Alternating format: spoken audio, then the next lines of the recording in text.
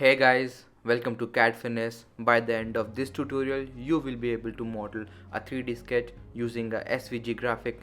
So let's get started with the video and I hope that you'll enjoy it.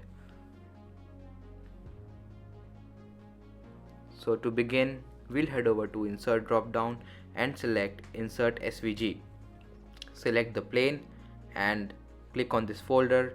Select your file from your computer, open it, and then using these handles you can scale it up or down.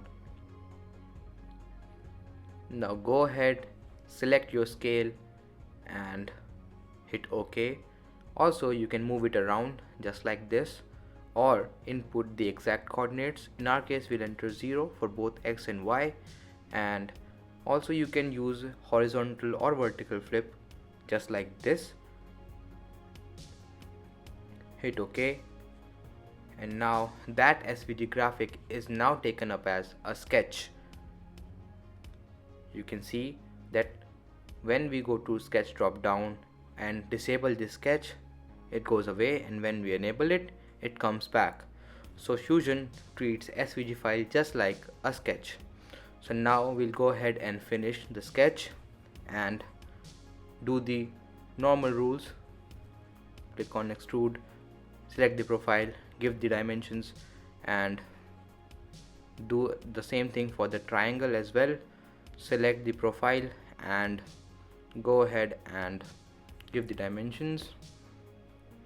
Disable the sketch and go to home view, and at this point we have a basic model.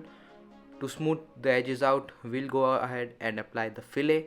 So we'll select all the edges here. Make sure to select all the edges because you don't want to repeat this step again and again. We'll do the same thing for the bottom edges as well. Select all of those. If you want, you can also zoom in.